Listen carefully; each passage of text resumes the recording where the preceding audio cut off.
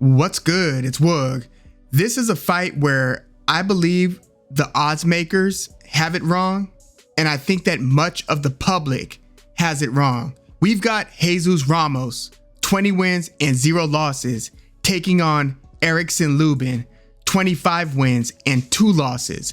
This is the co-main event that's going to be on the Canelo Alvarez versus Jermell Charlo undercard, which is a pretty stacked card. And there are a lot of fights taking place on Saturday, but I really wanted to get to this one. And one thing that just jumped out at me is the fact that Jesus Ramos, who doesn't have the experience of Erickson Lubin, is going off at a minus 350. That's a greater than 3-1 favorite against Erickson Lubin. And this is a step up fight again for Jesus Ramos, and he is a greater than 3-1 favorite against Erickson Lubin. Now, granted, Erickson Lubin has lost twice now. He was a surging early 20s up and comer when he earned a title shot against Jermell Charlo. It proved to be too much too soon. Jermell Charlo shockingly knocked him out in the first round. That was for Charlo's WBC Super-Welterweight title.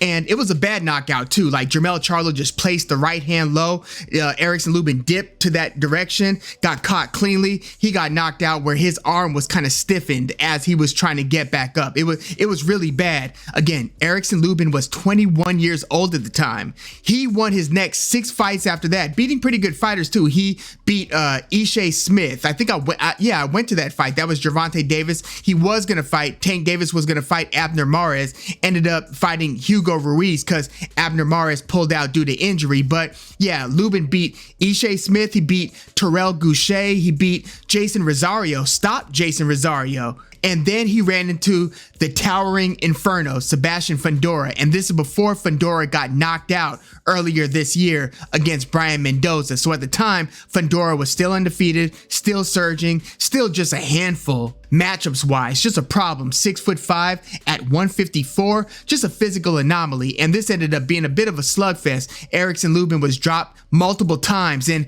by the end of this fight, which got stopped in the 9th round, Lubin's face was basically disfigured. I mean, he really got the hell beat out of him. And he did put up a very competitive fight. He dropped Fundora in this one, and he hurt Fundora multiple times. So it's not like it was a non-competitive fight. It's just that Fundora's offensive onslaught proved to be too much for Erickson Lubin. And again, Lubin got stopped in the 9th, and he has since won 1 fight, and that was against Luis Arias, who, recently beat Jarrett Hurd. So Lubin's about to fight Jesus Ramos, and ironically, unlike the odds makers here, I think that this is a case of too much too soon, but this time for Jesus Ramos. Yes, Ramos does appear to be a very good fighter. He's going to be the southpaw fighting a southpaw Erickson Lubin, so southpaw versus southpaw. And Jesus Ramos does have a couple of good wins. He beat Brian Mendoza a couple of years ago. But if you look at his other key wins, like his next win was against Vladimir Hernandez, who, yes, did beat Julian J. Rock Williams, but that was what I view as being a post-prime J. Rock Williams, especially at that time. J. Rock was trying to make a comeback, lost via decision to Vladimir Hernandez, and Vladimir Hernandez has also beaten Alfredo Angulo, but this was like a way post-prime Alfredo Angulo. So like Vladimir Hernandez at the time was like 13-4 when he fought Jesus Ramos. So I mean, it's a pretty good win, but I mean, Vladimir Hernandez hasn't proven to be a world beater either. And then Jesus Ramos beat Luke Santamaria, and then most recently he beat Joseph Spencer, or Joey Spencer. Joey Spencer was like one of those prospects whose profile is growing a lot faster than his in-ring accomplishments. I thought that it was only a matter of time before he got beat once he got in there with a high quality fighter. But that's Jesus Ramos' most recent win. So check it out. His last 4 wins are against Brian Mendoza, Vladimir Hernandez, Luke Santamaria, and Joey Spencer. And Jesus Ramos is a very young fighter. He's only 22 years old, and he's going to be fighting Erickson Lubin. So if we're really analyzing this matchup, if you look at Jesus Ramos' fight against Luke Santamaria, Lucas Santa Maria gave him all kinds of problems, like through 5-6 rounds, and it was a 10 rounder. It was anybody's guess who was winning majority of those rounds. Jesus Ramos looked a little bit timid, tentative. He was basically just looking for big left hands, wasn't using his lead hand super effectively. And Luke Santa Maria was like a mover slash counter puncher, a bit different from Erickson Lubin's style, who, you know, patiently comes forward and is kind of like a stalker, patient hunter. Luke Santa Maria is moving and he's trying to outbox you. He's waiting for you to come in, over pursue, so he could let his counter punches go. And again, I thought, and the commentators thought, not the official scorecard who actually had Ramos up by a round through 6 or 7 rounds, but the actual commentators, they were suggesting that Luke Santa Maria was probably winning most of these early to middle rounds against Ramos. Well, Ramos won like the last 4 or so rounds, and so he ended up winning a unanimous decision, and then he stopped Joey Spencer, and he really beat the brakes off of Joey Spencer in that one. Like, that one appeared to be a bit of a mismatch. But Jesus Ramos, again, he's looking like a very good fighter, but there are a couple things that stand out here. Like, between Jesus Ramos and Erickson Lubin, who's gonna have the faster hands? I don't know who's got the harder punch. I'm assuming that Jesus Ramos has the better chin. He appears durable. He hasn't been in there with Sebastian Fundora or Jermell Charlo. So this is all speculation as well. And, you know, Erickson Lubin did get hurt against Jason Rosario as well before stopping Rosario in the 6th round. But Jesus Ramos might have a chin advantage. I don't think he's got the lead hand advantage. Like, I think Erickson Lubin's got a better jab. I think Erickson Lubin's got the better lead right hook, fast right hook. He could catch you coming in, or he could lead with it stepping forward. So lead hand goes to Lubin. With the left hand, I can't say definitively that Jesus Ramos has a better left hand than Erickson Lubin. And in terms of timing and punch placement, I can't give that nod to Jesus Ramos either. I've seen Lubin catch Luis Arias coming in. I've seen Lubin stalk Jason Rosario and catch Rosario coming in. So Lubin can pull the trigger quickly and counterpunch if you're coming in, or again, he could lead, or he could win rounds like he did against Terrell Goucher, who fought a pretty competitive fight against Tim Tszyu, I would say, especially dropping him in the early rounds. But I thought that, you know, Goucher is one of those very game fighters, and he's pretty tough to look good against. And Lubin won that one by a pretty wide margin. So I'm not ready to call Erickson Lubin a shot fighter. You could tell by the betting odds and by a lot of the commentary and opinions on social media, or by the boxing experts, whether it's YouTube channels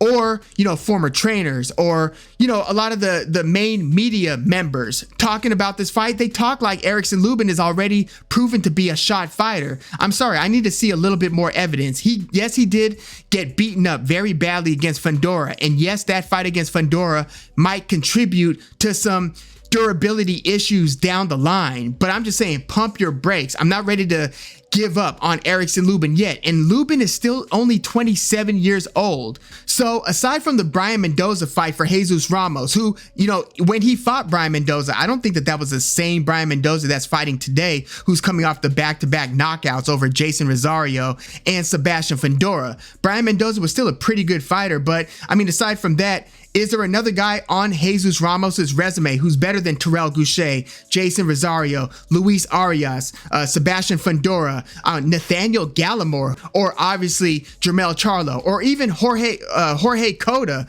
who Erickson Lubin knocked out right before that Charlo fight? But so that was, you know, several fights ago. But if we're looking at this fight and analyzing, say, Jesus Ramos, it turns out, at least at the time of his fight against Santa Maria, he throws 20 more punches per round against orthodox fighters, which Santa Maria was, than he does against southpaw fighters. And so the commentators were wondering, why doesn't Santa Maria switch up, you know, because he can't switch stances. Why doesn't he switch to southpaw, being that Ramos is way less active fighting lefties? Well, guess what? He's going to be fighting a lefty, an experienced lefty, when he gets in there with Erickson Lubin, who, again, I suspect has the hand speed advantage, has the boxing skills advantage, just in terms of your timing, your use of your lead hand, your movement, your overall defense. Look, I think that the boxing public is jumping the gun on this one. Yes, Jesus Ramos might end up winning this fight, but I'm actually taking Erickson Lubin to win this one via decision.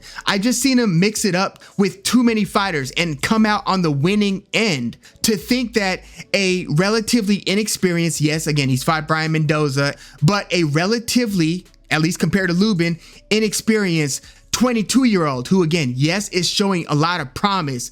I just don't know if he's ready for this task yet. And again, I think that the odds are a little bit bonkers. Now, it might, again, if Ramos wins and if he wins by stoppage or wins emphatically and somewhat easily, where it's like, yeah, Erickson Lubin is looking like a shot fighter, looking like he's way past prime, you know, I'll come out and say that. But at this point, I think that Lubin is going to win by a couple rounds here. I think it could be like an 8-4, 7-5 type of win, assuming, of course, that this fight is adjudicated fairly. But I'm expecting to see, at least with my own two eyes, Erickson Lubin win a close and competitive but somewhat clear decision against Jesus Ramos. I mean, I don't know if it's because of how good he looked in a high-profile undercard fight against Joey Spencer. Again, a lot of people saw Jesus Ramos really work Joey Spencer, but Erickson Lubin is nothing close to Joey Spencer. Like, seriously, they're not even in the same ballpark. So I see this as being a big step-up fight. Even though he's beaten Brian Mendoza, I see this as being a big step-up fight for the very promising Jesus Ramos against Erickson Lubin. I'm really surprised at these odds. I'm very tempted to bet on Erickson Lubin, not to win by stoppage or anything, but just to win straight up, being that he's like a plus 300 or in some books like a plus 350 damn near. Yeah, I'm going Erickson Lubin via close competitive decision. But who you got in Jesus Ramos versus Erickson Lubin? Look, I was a little bit surprised to see Jesus Ramos build as the A-side fighter in this one. I mean, to me, that's a little disrespectful to Lubin, who, again, he's only lost to Charlo and Sebastian Fundora. But I think that there's a lot of revisionist history now that Sebastian, or at least, 2020 hindsight Monday morning quarterbacking after seeing Fundora get knocked out by Brian Mendoza, who's now going to be fighting Tim Tszyu in his next fight. But yeah, I'm taking Lubin in this one. I just think that the public has given up on him a bit too early. But yeah, we'll see. Let me know your thoughts on this one in the comments. Please like the video, subscribe to the channel if you are into the fight talk. I'm Woog. Thanks for tuning in.